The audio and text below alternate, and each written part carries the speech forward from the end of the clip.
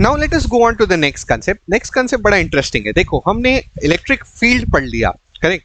हमने electric potential पढ़ लिया, अलग अलग फॉर्मूला देखे. फॉर एग्जांपल इलेक्ट्रिक फील्ड देखा, E is equals to at a point 1 upon 4 pi epsilon nought Q upon R square. और इलेक्ट्रिक पोटेंशियल देखा किसी पॉइंट पे, it is given by the formula 1 upon 4 pi epsilon nought Q upon R, correct. तो अब क्या करते हैं, इन दोनों के बीच के कुछ रिलेशन निकालते हैं. तो जो मैं पढ़ाने जा रहा हूं अब आपको नेक्स्ट कंसेप्ट है, इन दोनों के बीच का रिलेशन मतलब इलेक्ट्रिक फील्ड और पोटेंशियल के बीच का रिलेशन. ओके, तो अब इसे कहा जाता है रिलेशन बिटवीन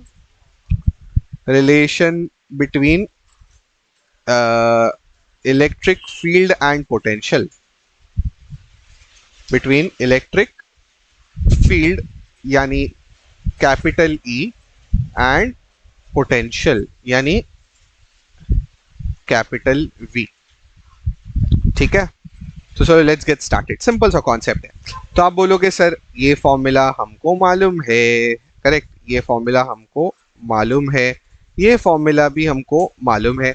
तो एक काम करते हैं ना, दोनों फॉर्मूला बहुत सिमिलर है, राइट, एक दूसरे के जैसे ही है. तो एक काम करते हैं, दोनों को डिवाइड कर देते हैं, फिर देखते हैं क्या मिलता है. ठीक है, so let's do a very simple thing. Let's do E divide by V.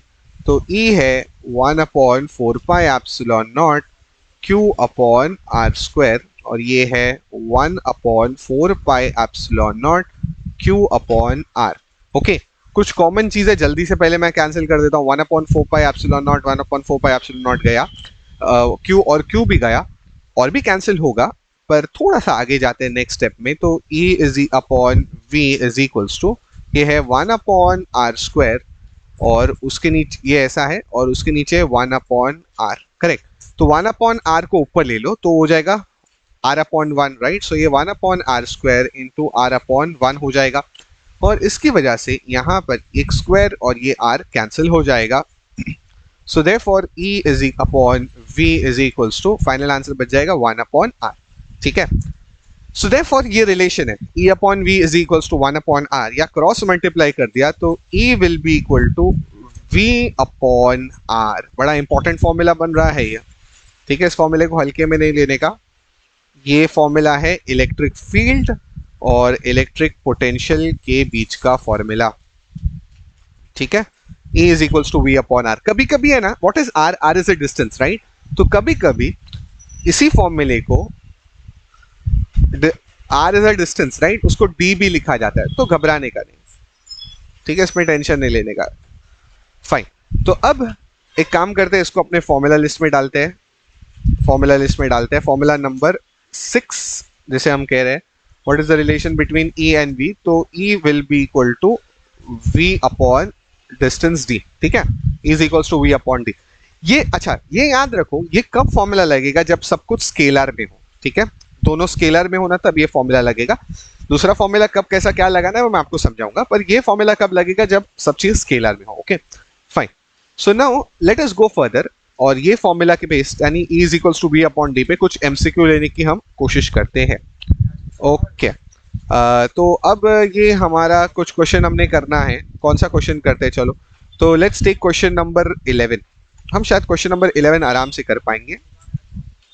Okay okay, चलो let's get started. So the two plates of 2 centimetre apart.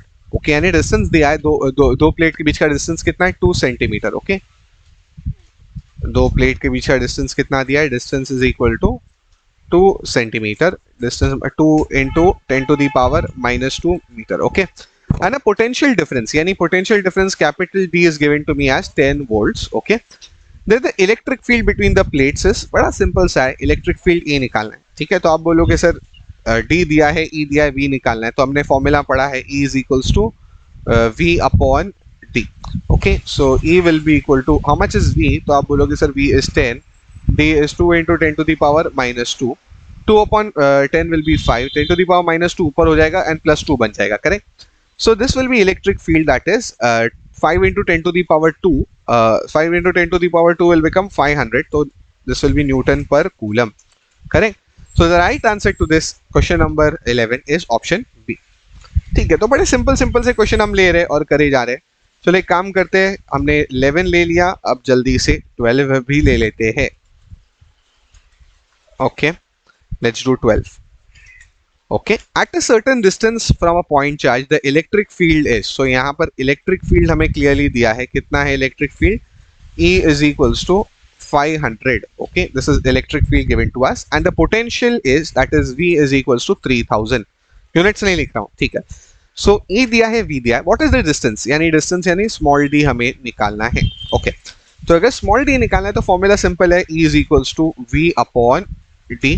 d को ऊपर लेके जाओ क्योंकि हमें स्मॉल d निकालना है, तो this will be V upon E. So small d will be equal to 3000 upon 500. Okay, so small d will be nothing but ये हो जाएगा 6 मीटर. ओके, बहुत सिंपल है यार, इसमें है क्या. Okay, so the right answer to your question number 12 is A.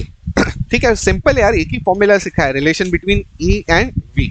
Correct, electric field and potential.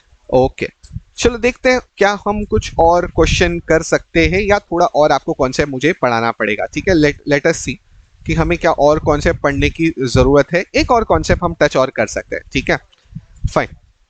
Let's see question number 5 हमने अब तक किया नहीं है, करेक्ट. तो अब करते हैं क्वेश्चन नंबर 5. हाँ, 3 चार्जेस क्या दिया है, 2q minus Q and minus Q are located at the vertices of an equilateral triangle. तो हमारे पास एक इक्विलैटरल ट्रायंगल है. जल्दी से एक इक्विलैटरल आसानी से ट्रायंगल बना देता हूं. ओके, और उसके सब वर्टाइसेस पे, वर्टाइसेस यानी कॉर्नर्स पे हमें क्या करना है, हमें एक 2q चार्ज रखना है. कितना, लेट्स से यहाँ रख देता हूं मैं +2q, जैसा बोला है ना +2q.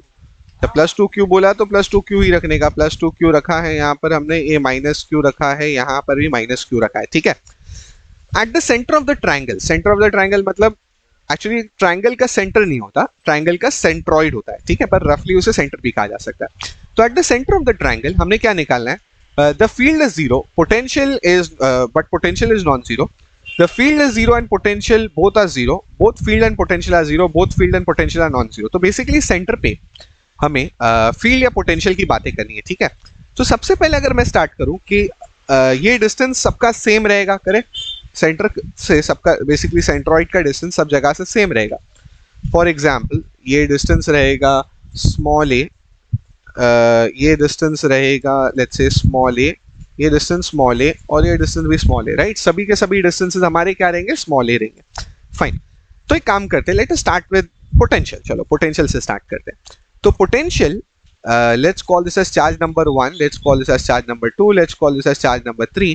तो potential due to the point charge मैं बोलूंगा potential at this point is nothing but the formula of potential due to multiple charges. Right, तो फॉर्मूला लगाता हूं. तो potential eight point P will be V1 plus V2 plus V3. सो ये 1/4 epsilon not 2q upon, बराबर, first charge is Q1, right, 2q upon distance is A. यहाँ पर 1/4 epsilon not, this is q upon A and actually minus q upon A, और last वाला is 1/4 epsilon not minus q upon A. ठीक है, तो अगर यहाँ से आप सब कुछ चीजें अगर कॉमन लेते हो, let's say 1/4 epsilon not A common ले लिया जाए यहाँ से, तो this will B 2q minus q minus q. तो 2q minus q minus q will be 0, hence potential at the point P will be 0. ठीक है, तो हमने इतना समझ लिया कि सेंट्रॉइड के पॉइंट पे पोटेंशियल 0 रहेगा. नाउ अगर सेंट्रॉइड के पॉइंट पे पोटेंशियल 0 रहेगा तो हमने इतना समझ लिया पोटेंशियल इज 0, पर इलेक्ट्रिक फील्ड कैसा रहेगी. तो इलेक्ट्रिक फील्ड निकालने के लिए आप बोलोगे सर हमें यहाँ पर एक पॉजिटिव चार्ज रखना पड़ेगा. राइट, मैंने आपको सिखाया था, वहां पर इलेक्ट्रिक फील्ड अगर निकालनी है या डायरेक्शन पता करना है, कुछ भी पता करना है, तो वहां पर एक पॉजिटिव चार्ज रखो. तो ये 1 चार्ज की वजह से जो इलेक्ट्रिक फील्ड होगी वो ऐसी होगी repulsive, let's say E1, let's say like this. ये इसकी वजह से ऐसी होगी electric field, that will be E2, correct, attractive होगी, बराबर. ये पॉजिटिव और नेगेटिव के बीच में अट्रैक्शन होगा, ये पॉजिटिव और ये नेगेटिव के बीच में भी अट्रैक्शन होगा, हेंस ये हो गई E3, करेक्ट. सो देयरफॉर आप देख सकते हो कोई भी फील्ड एक दूसरे को कैंसिल नहीं कर रही है, सभी के सब नीचे खींच रही है. Right, so therefore the net field will be have some value, non zero value.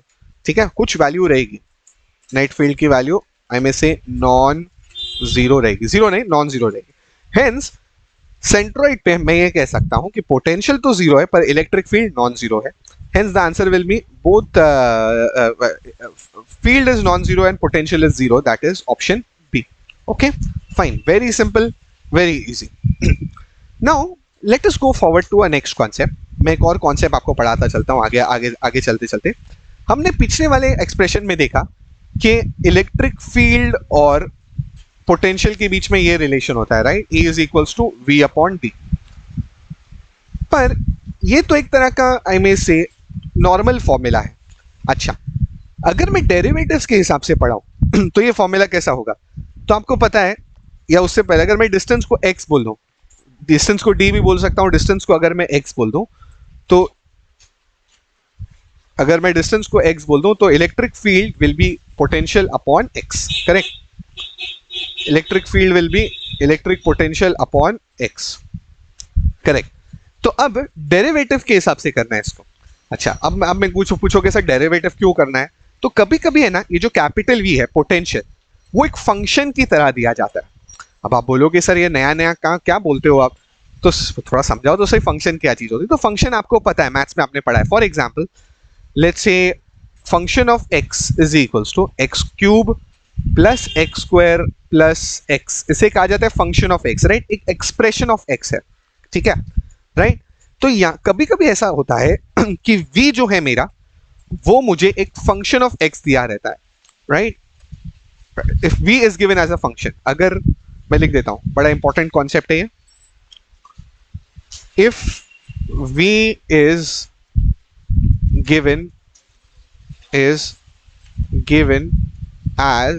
A function, okay, अगर v को एज अ फंक्शन दिया जाता है तो कौन सा फॉर्मूला लगेगा? तो उस वक्त डेरिवेटिव हम थोड़ा यूज करेंगे, ठीक है? यानी e will be equal to, derivative use करना पड़ेगा. अब आप बोलोगे सर डेरिवेटिव यूज करना पड़ेगा, डेरिवेटिव कहाँ पढ़ा है? Derivative it's I can say 11th में पढ़ा है, राइट? ऊपर भी d लगाते हैं, नीचे भी d लगाते हैं. तो ठीक है, तो ये फॉर्मूला ऐसा यूज होगा, e is equals to dv upon dx. कब ये फॉर्मूला यूज करना है? जब v एक फंक्शन दिया हो. आई रिपीट अगेन, अगर v एक फंक्शन दिया तो ये वाला फॉर्मूला यूज करने का, ठीक है? फॉर्मूला लिस्ट में भी चाहिए तो मैं डाल देता हूँ. कहाँ गई मेरी फॉर्मूला लिस्ट? हाँ, ये रही मेरी फॉर्मूला लिस्ट. करेक्ट? ये तो नॉर्मल फॉर्मूला है. ये फॉर्मूला नंबर 7 में लिखता हूँ, if v is a function. Example लूंगा तो अच्छे से समझ में आएगा, ठीक है?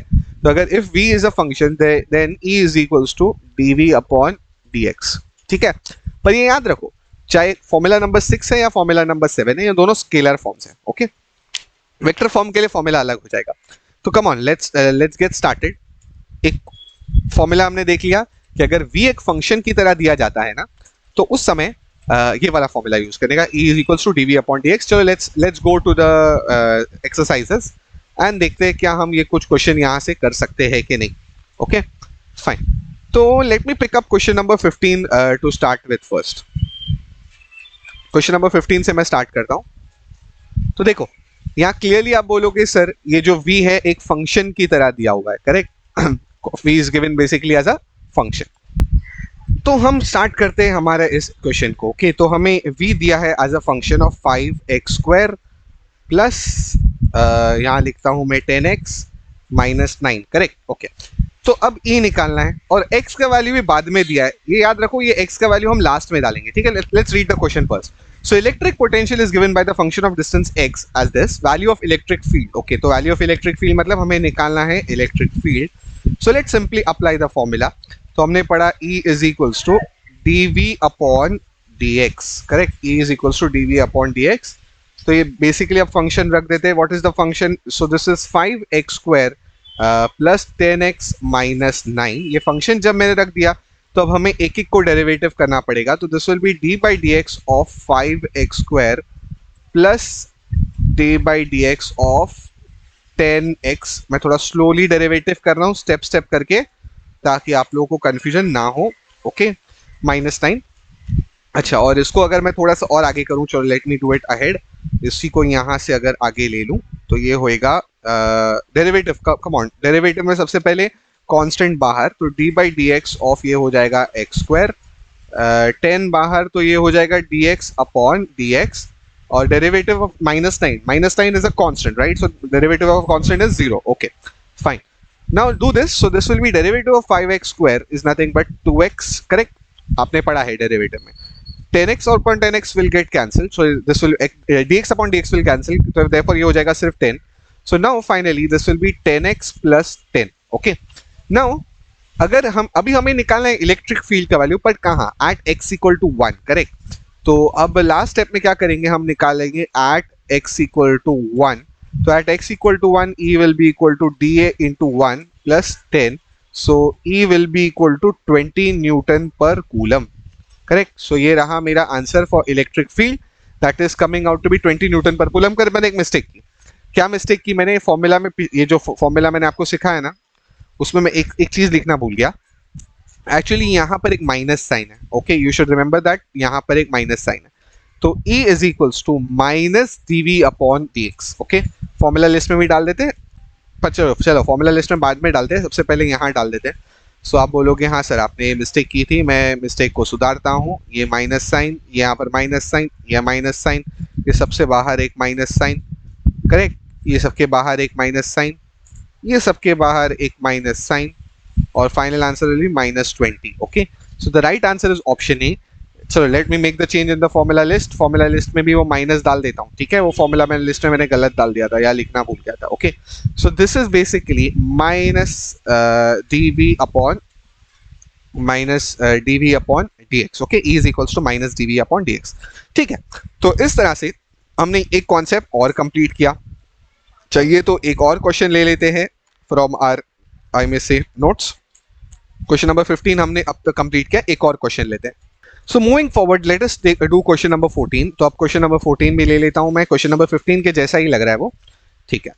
So let's do this question, question number 14. Question पढ़ते हैं, चलो.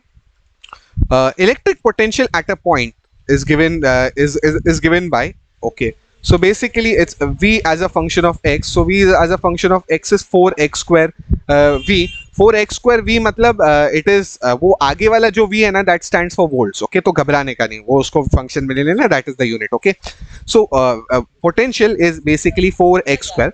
The electric field at the point, okay, तो हमें इलेक्ट्रिक फील्ड निकालना है at a point 1, 0, 2. हमें इस पॉइंट पे हमें से इलेक्ट्रिक फील्ड निकालना है. ये पॉइंट क्या है, ये होगा x, y, z, right. Trigonometry में से कोऑर्डिनेट ज्योमेट्री में आपको पता है इस तरह से एक पॉइंट को डिफाइन किया जाता है, ठीक है. तो चलो इलेक्ट्रिक फील्ड निकालते हैं एट दिस पॉइंट. तो चलो let's get started. Electric field का formula E is equals to minus dv upon dx, right. अभी हमने पढ़ा. तो E is equals to minus dv कितना है, dv is 4x square. Derivative 4 बाहर आ जाएगा, so this will B -4 d upon dx of x square. Okay, now what is derivative of x square? Derivative of x square is nothing but it is 2x, correct. So E will be equal to -8x. E will be equal to -8x. Now अब finally हमें सिर्फ electric field नहीं निकालना था, उस point पे electric field निकालना था, राइट. सो अब इस पॉइंट पे x का वैल्यू इज 1, y का वैल्यू इज 0 एंड z का वैल्यू इज 2. तो मैं क्या करूंगा, x का वैल्यू 1 सब्स्टिट्यूट करूंगा, तो E is equals to minus x का वैल्यू 1, तो E is equals to -8 newton per coulomb. Okay, E is equals to -8 newton per coulomb. तो इस तरह से हमने इलेक्ट्रिक फील्ड कैलकुलेट कर ली. Electric field is -8 newton per coulomb, या आप बोल सकते हो सर इसका आंसर होगा option A, that is 8, value is 8 but along the negative X axis. ठीक है, फाइन. तो ये इस तरह से एक और एमसीक्यू हमने यहाँ पर अच्छे से सॉल्व कर लिया. पर मैंने एक चीज पढ़ाई थी कि ये फॉर्मूलाज हम कब यूज करेंगे पता है, जब हम यूज कर रहे हैं फॉर्मूलाज, ये फॉर्मूला हम तब यूज करेंगे जब सब कुछ स्केलर में दिया हो. अगर वेक्टर आता है तो क्या फॉर्मूला लगेगा, अगर electric field as a vector निकालना है तो क्या फॉर्मूला लगेगा, ध्यान से सुनो, ठीक है. तो अगर इलेक्ट्रिक फील्ड हमने ये देखा, कौन सा फॉर्मूला, ये वाला फॉर्मूला. नहीं याद है तो देख लेने का. हाँ, कहाँ था, ऊपर वाला formula, right. E is equals to -dv upon dx. ये वाला फॉर्मूला हम कब यूज करते हैं, जब सब कुछ स्केलर में, और अब तक हमने जितने सब क्वेश्चन किए ना सबके सब स्केलर वाले क्वेश्चन ही थे. पर अगर वेक्टर दे दिया जाए, ठीक है, वेक्टर दे दिया जाए, if electric field is a vector, ठीक है, तो मैं यहाँ यही कॉन्सेप्ट लिखता हूँ. If E is to be a vector, अगर वो वेक्टर है तो फिर क्या करने का, तो फॉर्मूला थोड़ा सा मॉडिफाई हो जाएगा. E vector will be equal to, ध्यान से देखना, इट विल बी माइनस, अब मैं थोड़ा अपनी तरह का फॉर्मूला लिख रहा हूं, ये D by D X of V I cap plus D V upon D Y of J cap plus D V upon D Z of K cap. Okay okay fine. So इस तरह से अगर vector दिया जाए ना तो फिर आपको ये वाला फॉर्मूला लगाना होता है। ओके वेक्टर दिया जाए तो आपको ये वाला फॉर्मूला लगाना होता है। ओके एक क्वेश्चन में वो भी देख लूंगा, दिखा दूंगा किस तरह से वो लगाया जाता है।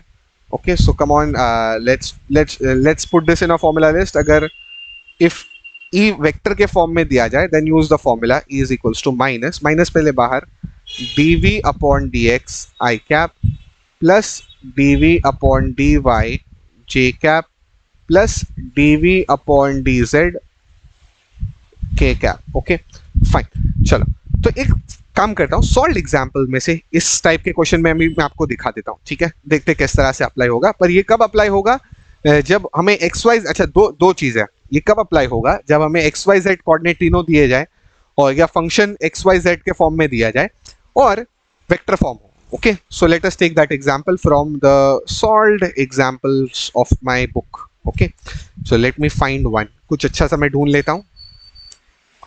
ओके तो मुझे कुछ अच्छा क्वेश्चन नहीं मिल रहा है, कोई बात नहीं, मिलेगा मिलेगा। तो let us find this, come on, let us take this example, obtain the expression for electric field। और नीट में भी काफी बार इस तरह से क्वेश्चन आ चुका है, तो देखते हैं नीट के क्वेश्चन में भी जाके देखेंगे। ओके फाइन, सो चलो let's do this question. Electric potential is represented by, तो देखो इलेक्ट्रिक पोटेंशियल V किस तरह से दिया हुआ है, 2x plus 3y minus Z. Okay I repeat again, ये फॉर्मूला कब लगेगा, अब अच्छा वो अब वेक्टर हो चुका है। क्यों वेक्टर हो चुका है, क्योंकि अभी एक डायरेक्शन नहीं रहा, multiple direction, right, X Y Z. तो अब वेक्टर वाला फॉर्मूला लगाऊंगा, E vector is equals to minus D V upon D X I cap plus D V upon D Y J cap plus D V upon D Z K cap. Okay minus सब में से common. Okay I repeat again, जब एक ही dimension दिया हो तो single वाला formula लगाएंगे, मल्टीपल डायमेंशन दिया रहेगा तो ये वाला फॉर्मूला लगाएंगे। ठीक है, चाहिए तो मैं फॉर्मूला लिस्ट में लिख देता हूँ, वरना आप बोलोगे सर पता नहीं, नहीं लिखा नहीं लिखा।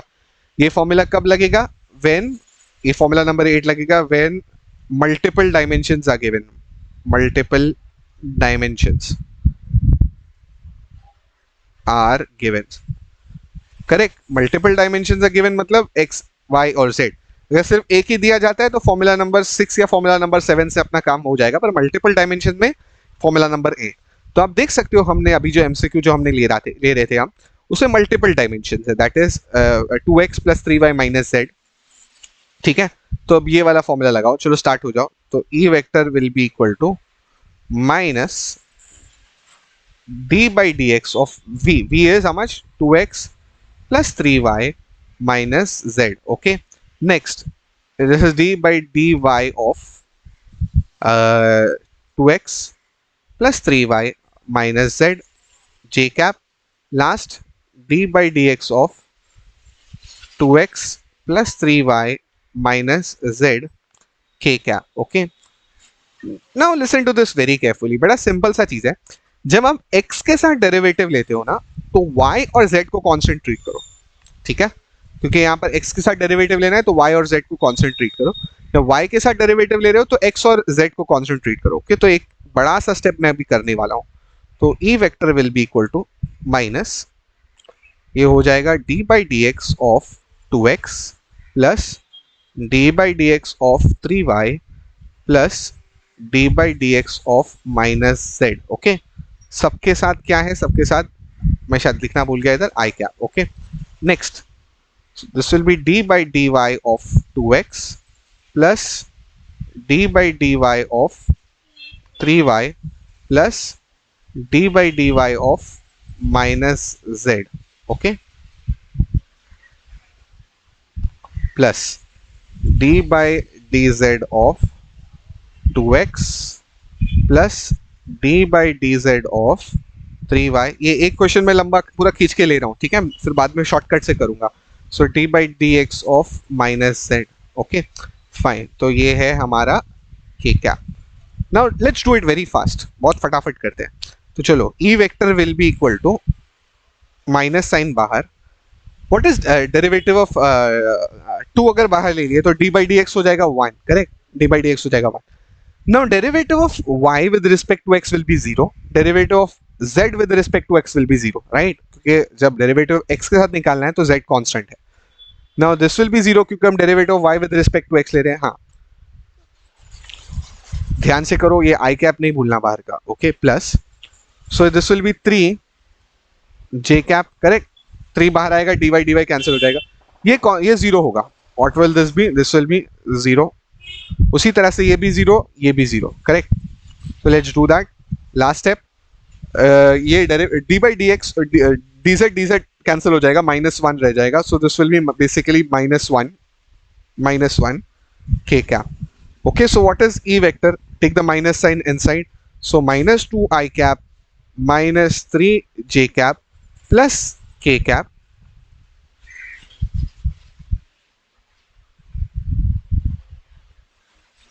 ये है मेरा इलेक्ट्रिक फील्ड का इक्वेशन, ठीक है, ये मेरा इलेक्ट्रिक फील्ड का इक्वेशन, इस तरह से हम निकाल सकते हैं। ओके, नीट के एग्जाम में भी काफी बार ऐसे क्वेश्चन आ चुके हैं। Let me go to an a solved example, और let me go to the medical gallery. देखो कुछ एमसीक्यूज हमारे पास नीट के एग्जाम में आ चुके हैं ना, वो यहाँ मेडिकल गैलरी में होते हैं, आई मे से नीट या नीट जैसे एग्जाम में। ओके फाइन, क्योंकि नीट कई सालों के बाद आया, पहले नीट नहीं था। तो ये तो मैं सॉल्यूशंस की तरफ आ गया। Let me go to the medical gallery and let us find this out. Come on, कुछ इस तरह के क्वेश्चन भी हम लेते हैं, ठीक है। ओके, सो ये रहा मेरे मेडिकल गैलरी के क्वेश्चन, हाँ, मेडिकल एंट्रेंस गैलरी। ओके, यहाँ से हम काफी सारे क्वेश्चन आहिस्ते आहिस्ते करेंगे, रुक रुक के, एकदम घाई गड़बड़ नहीं करेंगे, घाई गड़बड़ करेंगे तो सब आई में से गड़बड़ हो जाएगी। फाइन, मैं काम करता हूँ, चलो let me give you some homework. Okay, let me give you some homework from here, बड़ा सिंपल सा homework, question number 21 homework, question 21 homework ले लेते हैं। एक काम करते हैं 21, क्योंकि मुझे आसानी से होमवर्क दिख गया, बाकी और भी मैं लूंगा, पर नीट के एग्जाम का कुछ आया है क्या क्वेश्चन इधर? ओके, नीट के ऑफकोर्स नीट में बहुत सारे इसके रिलेटेड क्वेश्चन पूछते हैं। सो अगर मैं देख रहा हूँ, फिलहाल तो मुझे नहीं दिख रहा है, पर मैंने कुछ ऑफकोर्स होमवर्क आपके सामने रख दिया। ओके फाइन, सो और क्वेश्चन भी जैसे जैसे मुझे दिखते जाएंगे, दे कैन बी इधर क्लास वर्क और दे कैन बी इधर होमवर्क। फाइन, सब इक्विवेलेंट है ये तो। ओके ठीक है, यहाँ से भी अगर कुछ क्वेश्चन चाहिए तो आप लोग इस टाइप की प्रैक्टिस कर सकते हैं, कोई प्रॉब्लम नहीं है प्रैक्टिस करने में। ओके, तो अगर यहाँ के टाइप के क्वेश्चन देखने, कुछ मुझे होमवर्क देना है अगर, ठीक है, so I have already given some already homeworks, ठीक है, या एक काम करो, कैन यू टेक, हाँ, take this as homework. Okay, मैंने पहले ही मार्क कर दिया था, take question number 67 as homework. Okay, from this you can pause the video and take a snapshot of the question. Fine, कुछ और क्वेश्चन भी क्या मैं ले सकता हूँ होमवर्क के लिए? हाँ, नॉट दिस वन येट, मैं बाद में दूंगा, अभी नॉट नाउ। फाइन, तो अच्छा, टेक क्वेश्चन नंबर, चलो question number 3 as homework. Okay, मैं काम करता हूँ, मार्क कर देता हूँ जो क्वेश्चन मैं आपको अभी दे रहा हूँ, कुछ ये तो पहले के कुछ क्वेश्चन दिए हुए। Okay, take this question number 8 as homework, 3 and 8 for homework. Let's take 7 also for homework. Okay, 7 को भी मैं एज होमवर्क देता हूँ। फाइन, तो आई होप इतने क्वेश्चन अभी के लिए ठीक है। जैसे जैसे हम आगे बढ़ते जाएंगे, we'll go further and take more questions. Okay, तो more or less now coming to our जो हम पढ़ रहे थे, coming to our check points, so almost check point से हमने सभी कॉन्सेप्ट भी कंप्लीट कर लिए हैं और सभी एमसीक्यूज भी कंप्लीट कर लिए। जो बचे कुछ एमसीक्यूज है आप देख लेना। Okay fine, so with this actually मैं एक चीज स्किप कर रहा हूँ अभी के लिए, एक इंटीग्रेशन डेरिवेटिव का तो मैंने कॉन्सेप्ट अप्लाई करना सिखा दिया, इंटीग्रेशन का अभी नहीं सिखाऊंगा, थोड़ी देर बाद सिखाऊंगा, ठीक है। So with that is done, I have completed checkpoint 2.1. Next concept will be the concept of equipotential surface, जो मैं पढ़ाऊंगा नेक्स्ट पार्ट में।